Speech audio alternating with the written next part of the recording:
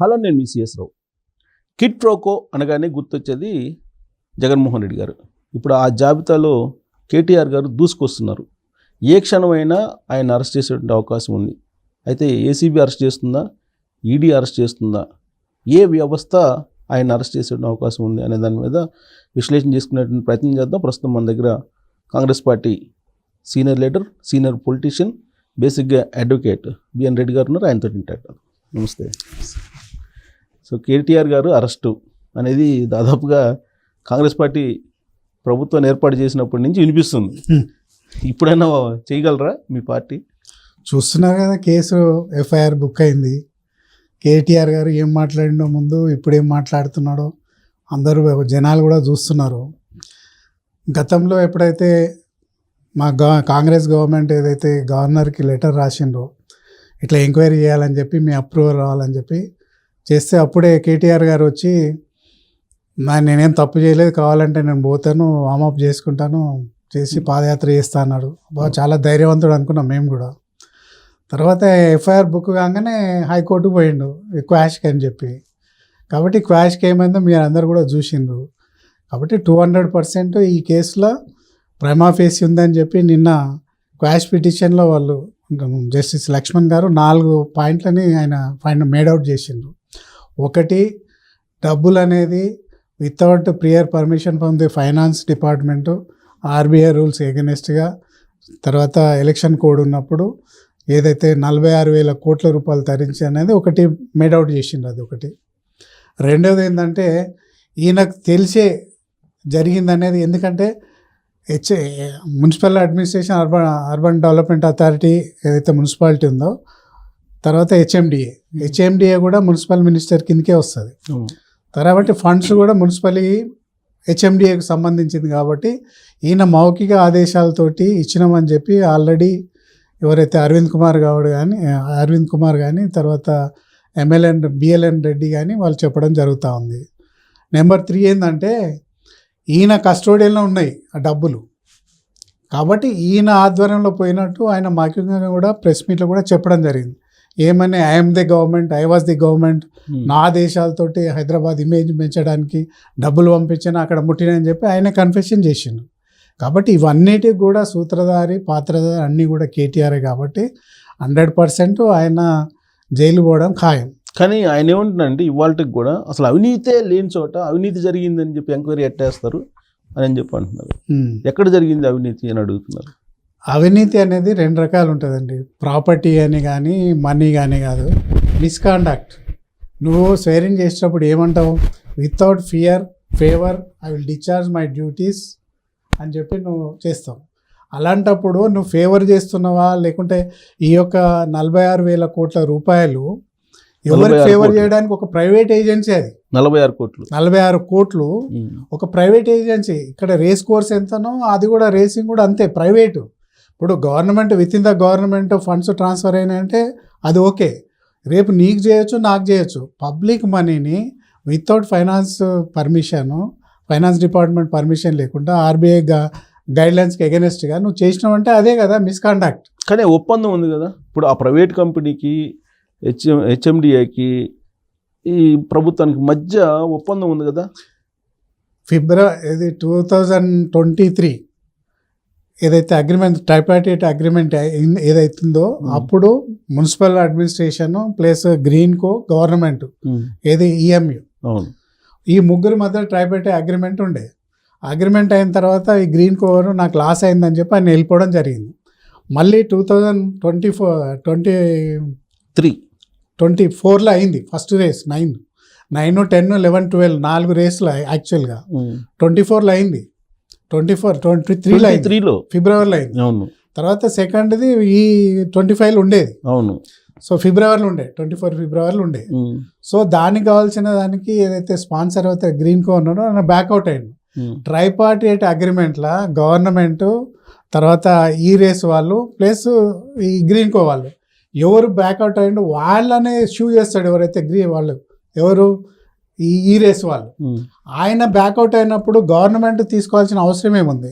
As a government HMDA కానీ, municipal అడ్మినిస్ట్రేషనే కానీ ఇవ్వాల్సింది లిమిటెడ్ కాంట్రాక్ట్లా రోడ్డు కానీ అక్కడ ఇన్ఫ్రాస్ట్రక్చర్ కానీ సేఫ్టీ కానీ సెక్యూరిటీ వీళ్ళ బాధ్యత.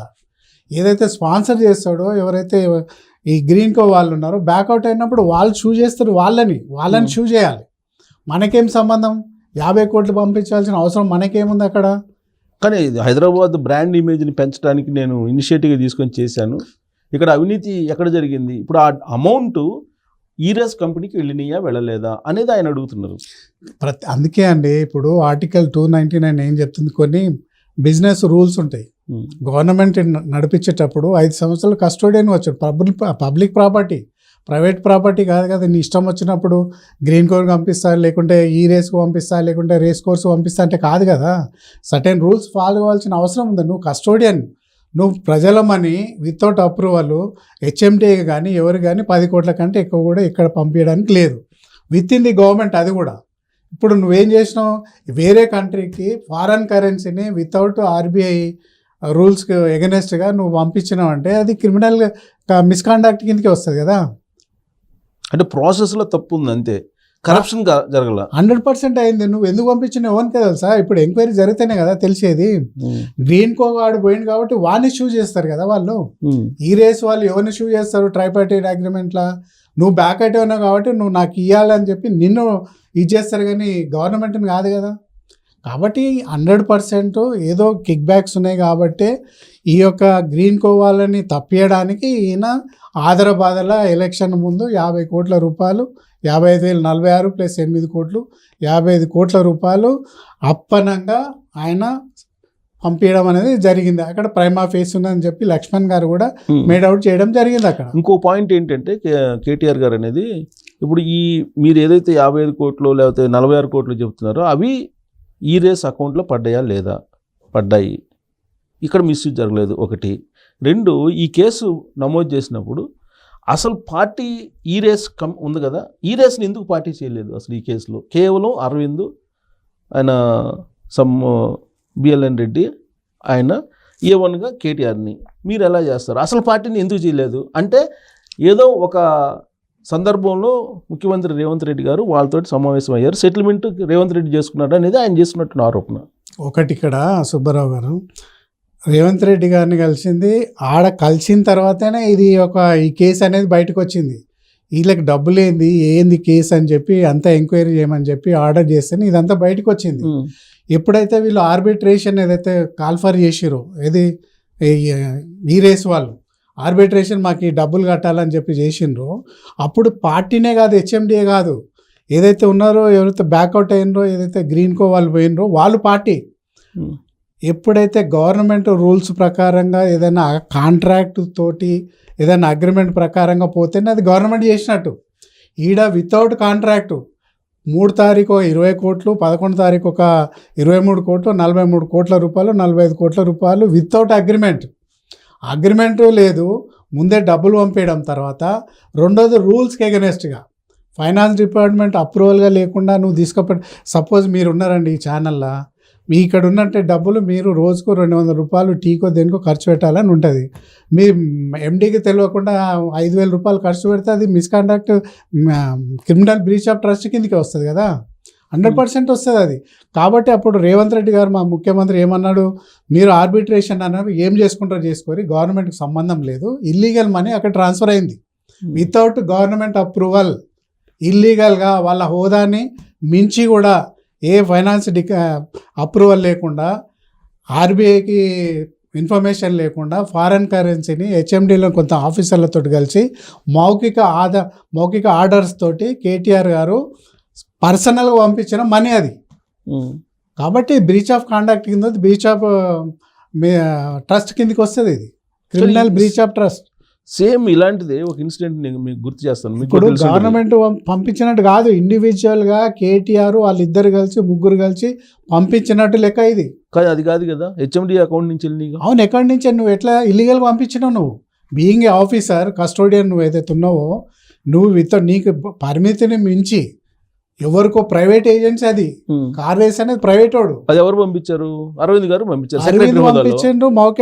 ఈయన నోట్ ఫైల్ ఉంది కదా, నోట్ ఫైల్ ఉంది, కన్ఫెషన్ చేసాను పబ్లిక్లో, నేను హైదరాబాద్ ఇమేజ్ని పెంచడానికి అది చేసిన ఇది చేసిన, రాబోయే రోజుల్లో ఎలక్ట్రికల్ కార్స్ ఇక్కడ రావడానికి నేను చేసిన 700 కోట్ల రూపాయలు ప్రాఫిట్ వచ్చింది ఇండైరెక్ట్గా నెల్సన్ సర్వే వాళ్ళు నాకు పంపించారు అన్నాడు. మళ్ళీ 700 కోట్ల నీకు ప్రాఫిట్ వస్తే వీనికి 100 కోట్లు లాస్ ఎట్లా వచ్చింది అనేది కూడా ఆలోచించాల్సిన అవసరం ఉంటుంది. ఇప్పుడు గ్రీన్ కోవానికి క్విడ్ ప్రోకో ఏదో ఉంటేనే కదా నువ్వు. గ్రీన్ కో, నెక్స్ట్ జన్, ఈ 2 కంపెనీలు, ఒకటేమో స్పాన్సర్, ఇంకోటేమో ప్రమోటరు. ఇంకొకటి ఇక్కడేం తెలుసా, గ్రీన్ కో వాళ్ళు ఏదైతే అనిల్ వారు ఎవరైతే ఉన్నారో ఆయన గ్రీన్ కోలో one of the director. Sunil అండి, అనిల్ ఒకరు ఉన్నారు. ఇద్దరు కలిసి ఏం చేసిండ్రు, ఆ గ్రీన్ కో కంపెనీకి ఇది నెక్స్ట్ జెన్ కో ఏదైతే ఉందో కంపెనీ 2 నెలల ముందే ఫామ్ చేసిరు. ఇది డైరెక్ట్ గ్రీన్ కో కూడా సంబంధం లేదు. ఇది ఎందుకు 2020లో అగ్రిమెంట్ జరిగింది కదా, జరిగింది. గ్రీన్ కో ఏదైతే ఫామ్ అయిందో దీని ద్వారా ఏదైతే బ్రాంచ్ ఏదైతే నెక్స్ట్ జెన్ కో ఏదైతే ఉందో దాని ద్వారా చేసుకున్నారు వీళ్ళు. గ్రీన్ కో అనేది green co one of the వాళ్ళ కంపెనీ, కానీ ఒకటేమో ప్రమోటర్, ఇంకోటేమో స్పాన్సర్ కింద తీసుకున్నారు. అది 2 నెలల కింద వచ్చినటువంటి కంపెనీ అది. వాళ్ళకు లేకుంటే వాళ్ళు బ్యాక్అవుట్ అయినప్పుడు వాళ్ళని షూ చేయాలి కదా. అందుకే నా మచిలీపట్నం వెళ్ళి నిన్న ఏసీబీ వాళ్ళు సోదాలు చేశారు. అంతే కదా. క్విడ్ ప్రో కింద ఇప్పుడు 41 కోట్ల ఎలక్ట్రల్ బాండ్స్ అని చెప్పి నిన్న మొన్న తెలుస్తా ఉంది మనకు. అది ఉన్నదా, ఇంకేదైనా ప్రాపర్టీస్ డీలింగ్ ఉన్నదా అనేది బయటకు వస్తుంది. ట్రైపార్టీ అగ్రిమెంట్ డివైడ్ చేసినప్పుడు ఎవరైతే డివైడ్ అని వాళ్ళని షూ చేస్తారు, కానీ వాళ్ళ తరపున నువ్వు డబ్బులు ఇల్లీగల్గా పంపించడం అనేది క్రైమ్. ఇది మీకున్న ఇన్ఫర్మేషన్ ప్రకారం ఇప్పుడు ఆ గ్రీన్ కోకి కేటీఆర్ గారికి ఏంటి రిలేషన్? ఓన్లీ ఫైనాన్షియల్ డీలింగ్స్ ఏనా, లేదా ఇతరత్ర రిలేషన్స్ ఉన్నాయంటారా? మాకు తెలిసినప్పుడు చాలా ల్యాండ్స్ కూడా డీలింగ్ అయినట్టు మాకు తెలిసిన వస్తూ ఉంది. ఎందుకంటే ఈ 50 కోట్లు అంత ఎలక్షన్ డిక్లేర్ అయిన తర్వాత అంత తొందరగా పంపించిన అవసరం లేదు, నెంబర్ 1. రెండోది ఏదైతే కుక్కట్పిల్ల కూడా ఏదో ల్యాండ్ గురించి కూడా డీలింగ్ జరిగిందని వింటా ఉన్నాం, 240 ఎకరాలు. దాంట్లో కూడా కేటీఆర్ ఇండైరెక్ట్గా వాళ్ళకి సెటిల్మెంట్ చేస్తున్నారని చెప్పి, దాదాపు ఎన్ఐ ఆఫీస్ ఉంది కదా, దాని బ్యాక్ సైడ్ ఒక ల్యాండ్ ఉంది. దాంట్లో కూడా గ్రీన్ కో వాళ్ళు ప్రైమ్ ప్రాపర్టీస్ తోటి అగ్రిమెంట్ చేసుకున్నారు అనేది కూడా ఒకటి కథనం మనకు వస్తూ ఉంది అది. కాబట్టి దాని వెనకాల ఇంకా చాలా ఉన్నాయి. కాబట్టి ఎలక్ట్రల్ బాండ్స్ ఇచ్చిన 2 నెలలకే ఈ యొక్క గ్రీన్ కో వాళ్ళు వచ్చి దీన్ని స్పాన్సర్గా వచ్చిండ్రు. కాబట్టి 100% ప్రైమా ఫేస్ ఉంది. కేటీఆర్ గారు 100% ఫేస్ చేయాల్సిందే. సో కిట్ ప్రోకో అంటే ఈ ఎలక్ట్రల్ బాండ్స్ ఏదైతే ఉన్నాయో పార్టీలు కలెక్ట్ చేసేది, దీని వెనక కిట్ ప్రోకో నడిచింది ఒక గ్రీన్ కో లేదా నెక్స్ట్ జన్ వీటితోటైనా, లేదా ఇతర కంపెనీలతో కూడా ఇలానే నడిచింది అంటారా? ఒకటి, ఈ యొక్క కేసుకు గ్రీన్ కో ఇది ఎలక్ట్రల్ బాండ్కు సంబంధం లేదు, అది సపరేట్ ఇష్యూ. ఈ కేసులో మాత్రం 55 కోట్ల రూపాయల గురించి without prior permission from the financial department ఇల్లీగల్గా ఒక ప్రైవేట్ ఏజెన్సీకి పంపించారు. ఇది కేసు. ఓకే. సో ప్రైవేట్గా పంపించారు ఇల్లీగల్గా. గవర్నమెంట్ మనీ అయినప్పటికీ వాడికి ముట్టినప్పటికీ ఆయన ఎవడో మనకు తెలియదు కదా. వితౌట్ రూల్స్ అన్ని డివైడ్ చేసి నువ్వు ప్రైవేట్ కంపెనీకి పంపించినావు, వాడు ఏం చేస్తాడో మనకు తెలియదు కదా. సో బీయింగ్ అడ్వకేట్ మీరు ఇప్పుడు దీంట్లో ఎన్ని సంవత్సరాలు జైలు శిక్ష పడే అవకాశం ఉంది కేటీఆర్కి? మోర్ దాన్ 10 years ఉంది కదా. 409 100% 409 శాశ్వతంగా రాజకీయాలకి అన్నారు కూడా, అంతేగా మీరు చెప్పేదాన్ని కన్విక్షన్ పడితే అంటే కోర్టులకు పోతాడు, హైకోర్టు అవుతుంది, హైకోర్టు తర్వాత సుప్రీంకోర్టు పోతాడు, టైం గ్యాప్ దొరుకుతుండొచ్చు. తర్వాత 100% అయితే కన్విక్షన్ అవుతుంది, దాంట్లో తప్పించుకున్న సమస్య ఉండదు.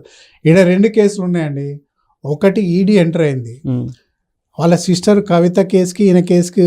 ఈయనది చాలా డేంజరస్, ఆమెది పిఎంఎల్ఏ యాక్ట్ ఒకటే, ప్రివెన్షన్ అనేది మనీ లాండరింగ్ కింద. ఆమె డబ్బులు కిక్ బ్యాక్ తీసుకున్నది, 100 కోట్ల రూపాయలు ఇచ్చిరు అనేది మనీ లాండరింగ్ కింద ఒకటే కేసు. ఇక్కడ మనీ లాండరింగ్ ఉంది, ప్లస్ ఫేమా ఉంది, ఫారెన్ కరెన్సీ ఇన్వాల్వ్ అయింది ఇక్కడ. ఓకే. కాబట్టి మనీ లాండరింగ్లో ఏమన్నా బ్లాక్ మనీ పోయిందా లేకుంటే వైట్ మనీ పోయిందా అని అదొక కేసు, ఫేమా కేసు. ఇప్పుడు వీడి 2 కూడా సైమల్టేనియస్గా ఫేమా ఎంక్వైరీ చేస్తుంది, తర్వాత పిఎంఎల్ యాక్ట్ కూడా వాళ్ళు 2 ఎట్ ఏ టైం ఎంక్వైరీ చేస్తారు. ఒక దాంట్లో తప్పించుకున్నా కూడా ఫేమాలో మాత్రం 100% కన్విక్షన్ దొరుకుతుంది. ఎందుకంటే ఇక్కడ ఉన్న మనీని ఫారెన్ కరెన్సీని బయటకు పంపించిందని వాస్తవం. వాళ్ళు తర్వాత ఏం చేసిరు, ప్రైవేట్ ఏజెన్సీకి నీవు సొంత లాభం గురించా లేకుంటే థర్డ్ పార్టీకి లాభం చేయడానికా లేకుంటే ఇండైరెక్ట్ ఇంకోరికా, తర్వాత ఎంక్వైరీలు తేలుతుంది. ఇంకా ఇన్వెస్టిగేషనే స్టార్ట్ కాలేదు. నువ్వు అంత ధైర్యంగా స్టేట్మెంట్ ఇచ్చి నేను ఆడిపోతా ఈడిపోతా నేను కోర్టు పోనీ ఏమన్నావు, నువ్వు ఎఫ్ఐఆర్ బుక్ అయిందో లేదో తెల్లార క్వాష్ పోతివి, క్వాష్ పోయిందో రేపు బెయిల్ కూడా దొరకదు నా పెళ్లి కోర్టులా. ఓకే. కొట్టేశారు కాబట్టి ఒక్కడండి. ఇప్పుడు హైకోర్టులో జస్టిస్ లక్ష్మణ్ గారు మేడౌట్ చేసిన 4-5 పాయింట్లు ఈ లెక్క ప్రకారంగా ప్రైమా ఫేస్ ఉంది కాబట్టి నేను ఈ యొక్క క్వాష్ని రిజెక్ట్ క్వాష్ని చేశారు, కొట్టేస్తున్నా అని చెప్పిండు. రిజెక్ట్ చేశారు. ఇప్పుడు లోవర్ కోర్ట్ ఏమనుకుంటుంది, క్వాష్ పెద్ద పిటిషన్. కోర్టే హైకోర్టే కొట్టేసింది, దీనిలో ప్రైమా ఫేస్ ఉంది అని చెప్పి బెయిల్ కూడా ఇయ్యరు వాళ్ళు. లేట్ ఎంక్వైరీ గో అని చెప్పి చెప్తారు. ఓకే. కాబట్టి వాళ్ళు చేసిరు కాబట్టి ఆదర ఒక తప్పు మీద తప్పు చేసుకుంటా పోతున్నారు. సుప్రీంకోర్టులోకి వెళ్ళారు కదా ఇదే క్వాష్ మీద, ఏమైతుంది ఏం కాదు. హైకోర్టుని ఛాలెంజ్ చేస్తూ ఈ సుప్రీం మధ్యలో కోర్టులో- బిఎన్ఎస్ యాక్ట్ 528 సెక్షన్ ప్రకారంగా, పాతది ఐపీసీ 482 అనుకుంటా సెక్షన్ ప్రకారంగా ఏదైతే పబ్లిక్ మనీ ఉమ్, కరప్షన్లో ఉన్నదో దానికి ఈ యొక్క క్వాష్ అనేది 99.9% అస్సలే ఇవ్వద్దని చెప్పి రూలింగ్లు ఉన్నాయి. ఉమ్, మొన్ననే లాస్ట్ మంత్ అనుకుంటా state of Madras versus Mariya అని మరియా దాసా ఏదో ఉన్నది కేసు. దాంట్లో ఇవాళ ఎఫ్ఐఆర్ అయితే ఉమ్, రేపే క్వాష్కి పోతే మద్రాస్ హైకోర్టు కొట్టేసింది, ఓకే. ఎఫ్ఐఆర్ని కొట్టేసి ఇమీడియట్గా హైకోర్టు పోతే సుప్రీంకోర్టు పోతే దాన్ని తప్పు పట్టింది. కానీ ఇప్పుడు పబ్లిక్ మనీ ఇన్వాల్వ్ అయిన దగ్గర క్వాష్ అనేది ఇవ్వద్దు యాంటీ కరప్షన్ అనేది రూలింగ్ ఉంది. కానీ ఇప్పుడు ఈ కేసుని చంద్రబాబు నాయుడు గారి కేసు తోటి పోలుస్తున్నారు. చంద్రబాబు నాయుడుది ఇంకా కొద్దిగా క్వాష్ చేశారు కదా, అది మంచి కూడా- కేసు, ఎందుకంటే గవర్నమెంట్ అప్రూవల్ లేకుండా ఒక మాజీ ముఖ్యమంత్రిని చేసిరు అనేది అక్కడ చంద్రబాబు నాయుడు కంటెన్షన్. ఉమ్, ఇంతో అంతో దాని మీద దమ్ము ఉంది. ఉమ్, ఇక్కడ with permission of the governor ఆయన ప్రైమా ఫేస్ ఉందని చెప్పి సాలిసిటర్ జనరల్ తోటి కన్సల్ట్ చేసి ప్రైమా ఫేస్ ఉంది అని చెప్పిన తర్వాతనే ఆయన పర్మిషన్ ఇచ్చాడు గవర్నర్. కాబట్టి ఆ ఆప్షన్ కూడా లేదు ఈయన కేటీఆర్కి. ఇప్పుడు క్వాష్లో ఇప్పుడు చంద్రబాబు గారు వేసిన క్వాష్కి దీనికి ఏంటి డిఫరెన్స్ ఏంటి? చంద్రబాబు నాయుడు గవర్నమెంట్ 17A ప్రకారంగా పర్మిషన్ తీసుకోలేదు అనేది గవర్నమెంట్ అరెస్ట్కి. అరెస్ట్కి ఈయన పర్మిషన్ తీసుకొని 20 రోజులు ఆపిండు కదా గవర్నర్ కూడా. ఓకే. 20 days 1 month తర్వాత అన్ని ఆలోచన చేసి అడ్వకేట్ లా డిపార్ట్మెంట్ ఎంక్వైరీ చేసుకొని ప్రైమా ఫేస్ ఉందని చెప్పి అప్పుడు ఎఫ్ఐఆర్కు వాళ్ళు అలౌ చేసిరు కదా గవర్నరు. ఉమ్. ఇక్కడ ఇంకా బలమైంది ఇంకా